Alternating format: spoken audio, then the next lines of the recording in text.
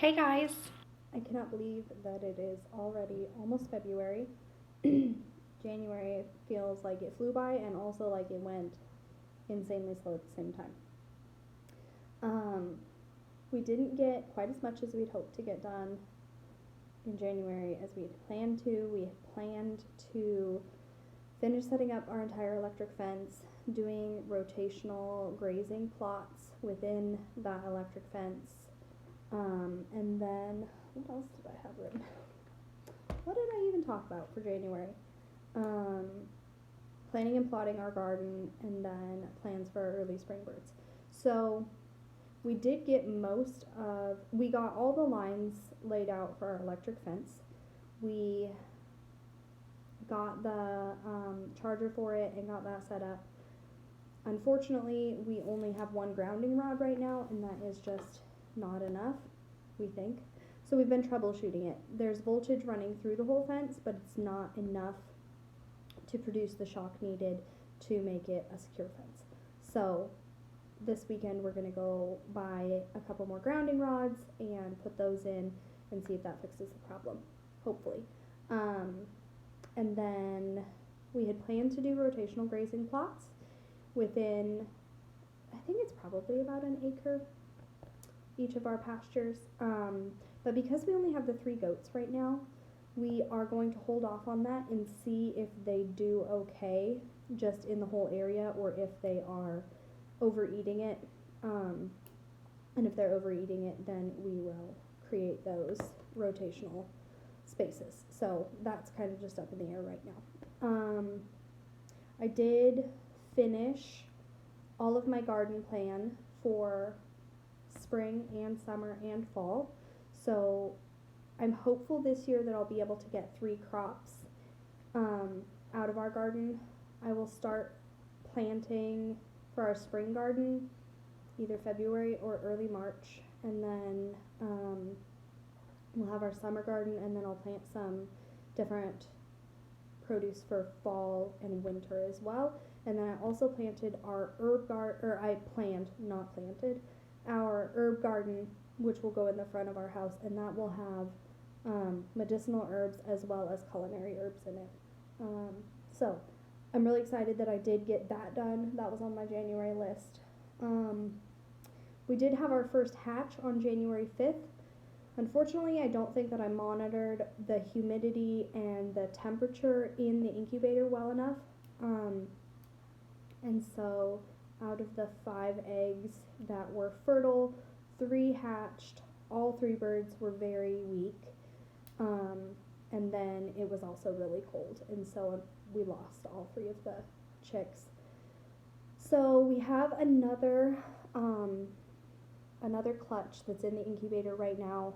A very sweet woman gave me some multicolored eggs, so like rainbow eggs, to hatch, and then we'll be able to add those into our flock. So I'm really excited to have rainbow egg layers in our flock, because right now all of our flock lays either cream, medium brown. Some of the hens lay a darker brown egg, but they're not like a truly dark brown egg, and so I'm excited to see how that hatch goes. I've been monitoring that hatch like crazy because I really am excited to get multicolored chicks. So we'll see how that goes. So those were the things that I talked about last month. I just wanted to kind of catch up on how we did on those things. I am happy with our progress. We were sick for the first 2 weeks of January, and then it's just been really cold, so not much fun to get out there. And a lot of building projects can only be done on the weekends when Sharif is home to help me. Okay, I could do them by myself, but it's much more fun and much less work to do it as a family. So that's how we've been doing that. Okay, so enough about January. Let's talk about February. This month, I have a lot of goals, and I'm excited about that. February starts to feel like we're moving into spring, and my brain really gets going on what we're doing for the rest of the season. So this month, the big building project is building a milking stand for the goats. I'm not sure if either of them are bred. They are both in with Sebastian, or rather Sebastian's in with both of the goats. He's still pretty small, so I'm not really sure that he has bred them, but I have seen him mount a couple of them in what appears to be a playful manner. So I've never bred goats before. I have no idea what it looks like, so we'll see. But I do know that once March hits and then April, May, the season hits, my ability to stop and build a milking stand is going to decrease as those months progress. So I don't have a lot in terms of like building projects this month, so we're going to build a milking stand now so that we're not like last minute building a milking stand after the goats kid, whenever that may be. So that is exciting. I haven't drawn up plans yet. I have a few saved on Pinterest, but we'll see. I've also seen a couple from accounts that I follow online, and they're really beautiful, so we'll see how that turns out. But I am excited, and you guys will have to watch my Instagram stories, because once we start doing that, I will definitely share how that goes, and that build. Alright, I wrote down notes because I can't keep track of this in my head. So, birds that we plan to order, purchase, or hatch this year. We want to get meat birds this year. We plan to get Cornish crosses. I think we'll probably get them in March or April. They take about 8 weeks to grow out. I want to have them butchered and in the freezer by August. So it will be in the next either March or April that we order them. We've decided that we are going to get 50 birds. That gives us approximately 1 chicken per week for an entire year. We have the freezer space for it. This year we're really focusing on honing in what we need to do to actually become self-sufficient / community sufficient. My ultimate goal is to not have to go to a grocery store anymore, to either have it grown, raised, or on our own land, or bulk ordered, or purchased locally. So those are that's one of my major goals, is to produce enough chicken that we don't have to go out for chicken. So 50 Cornish cross chicks. That will be a handful. It's going to be crazy to get those. We do have to build a better chicken tractor for them, a better space, but that shouldn't be too hard. We've done it in the past. We've built a couple chicken tractors now, so they're not terribly hard. And then a couple breeds that I really want to add to my flock are Morans. They lay the most gorgeous dark brown egg. I've had them in the past, and they're very nice birds. They're beautiful birds. So I probably won't order those because I don't want that many. I probably will go to the feed store and purchase just a few individual birds, because that way I can make sure that they are female as well. And then I think I want to add a couple Rhode Island Reds to my flock. They're great layers, and just overall a really great bird. They also are a good dual purpose bird, so if things were to go awry with getting the Cornish cross, they're another bird that we could slaughter from our own flock, from our layer flock. So those are the two that I'm really looking forward to getting. I probably will get some other breeds, just depending on what is in stock at the feed store. I know I will, because I really want to start adding in like some fresh genetics and stuff, so that will be fun. And then I will also be hatching from our own flock, where we have, what do we have? 3 different types of Wyandottes, the barred rocks, and then we have some that are crosses from our own flock. So it'll be fun to see what we get from that. And then I do plan to get ducks again this year. I am going to get apple yards. I have 2 different friends that have apple yards in their flocks, and they are beautiful. So that will be something that we add in as well this year, our ducks. Yeah, so those are the main things that I'm planning on doing with birds this year. I would love to get geese, but I don't think this is the year for it. And then, I'm looking at my notes again. So Sharif and I were talking about kind of what our goals are ultimately, as well as our goals this year. And for me, as the person that's in control of the nutrition of our family, um, I've been thinking a lot about how to get to the point of not having to go to the grocery store at least regularly. I'm sure that we'll still go to a grocery store from time to time, but my goal would be for us to not have to go weekly like we do at this point. So in order to do that, we have to have a source of dairy, we have to have a source of meat, preferably more than one, a source of sweetener, a source of fruits, a source of vegetables, a source of herbs, and a source of medicine. So we got the goats. That is our source of milk at this point in time.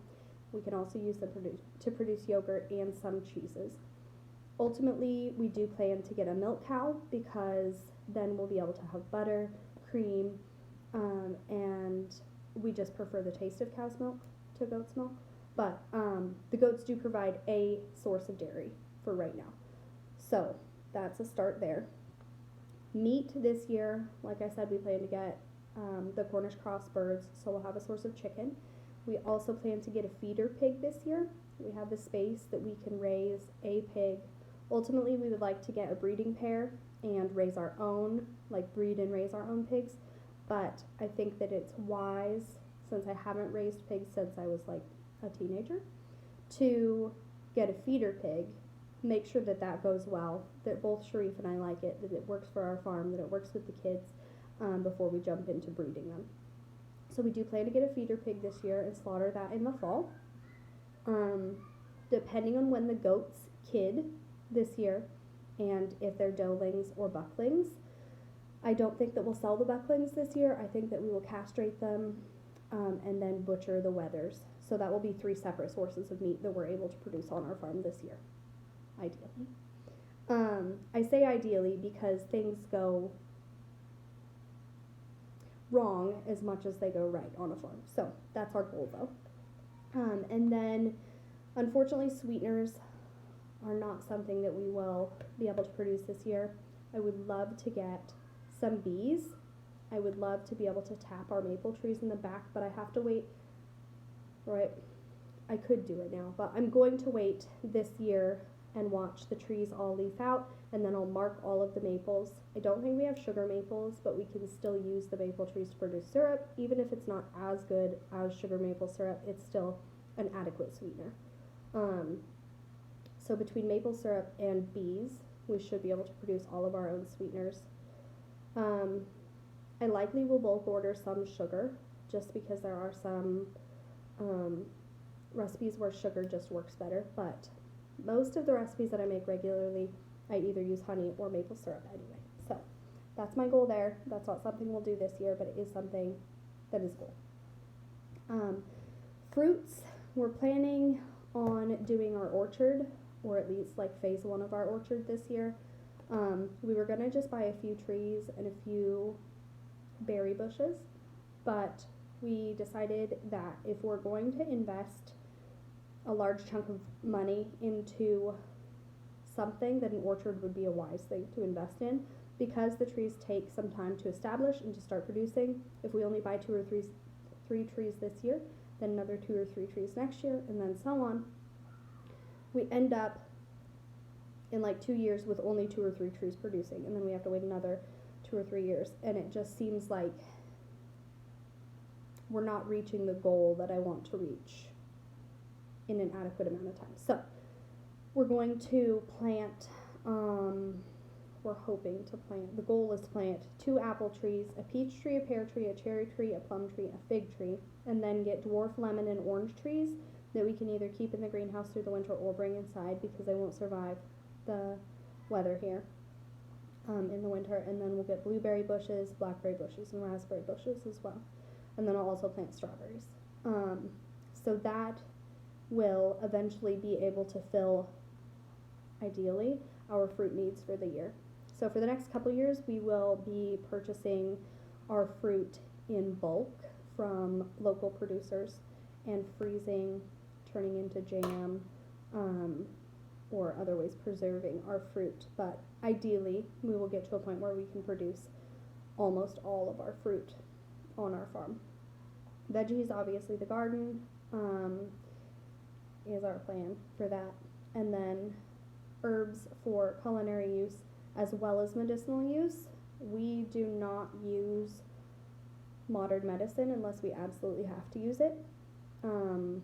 If we get sick, if we get hurt, unless it's something that is deemed actually an emergency, we use herbs to treat our family. So having a medicinal garden is really important to me, because then I'm not having to order the herbs. I know where they come from. I know what went into them, and overall it's just healthier and less expensive. So those are the things that we feel, those are the categories that we feel we need to fulfill in order to be relatively self-sustainable. So the only one we're not touching this year is going to be sweeteners. Once the orchard's in place, then I would feel more comfortable getting bees. Also, you have to take some classes in order to do that, and bees feel really daunting to me. So that unfortunately just isn't going to happen this year. We do have a lot of people locally that we can get honey from. There's a wonderful family in Vermont that we order maple syrup from, and they're a small family farm, similar in age. It's wonderful to be able to order from them and support their business as well. So I'm not terribly worried about that right now. We're filling all but one of those categories this year, if all goes well. So that's our long-term goal / goals for this year. The other place that I plan to put a lot of attention is to building our online community and building our website. I am going to rework my blog and change it. Right now it's a recipe blog, but I can do most of that. Hold on. No, in a minute. It's so disappointing when mom can't do things. What was I saying? So I plan to change that from a recipe blog to a farm diary blog, so that I can just post recipes on my Instagram account that I think would be easier anyway, and then I can devote my website blog to more weekly updates on what's going on the farm, what we're doing, how we're moving towards our goals, interesting things that are going on, that kind of thing. I think it would be much more engaging than the way that I have the recipe blog set up right now on my website. I also might start doing weekly recipes to subscribers. That way, if you don't follow me on Instagram, you're still getting access to my weekly recipe in a newsletter. So that's my major plan with that. I also have started to dehydrate my sourdough starter, and I'm hoping to be able to have that available on my website for sale, so that if anybody else is interested in cooking with sourdough, which has been amazing, you can look up all the benefits of sourdough bread. It is so much better for you. Even if you struggle with gluten, I know a lot of people that struggle with gluten that do really well with sourdough, and then you don't have to buy yeast, so you're never out of yeast. And overall, it just really is, it's fun to cook with sourdough. So I want to add that to my website as something for sale, and because it's dehydrated, I can send it pretty much anywhere. So those are the goals for February. They're pretty lofty, but I'm really excited. I feel like we're in a good position, well poised to execute those goals. And mostly we're just ready for warmer weather and to be able to get outside more. The kids are a little bit stir crazy in the house, so we're definitely ready to be able to get them outside and see where this year takes us. I think it's going to be awesome. So I appreciate you guys tuning in and listening. I hope that you've been having fun following along, and I look forward to talking to you next month. Bye!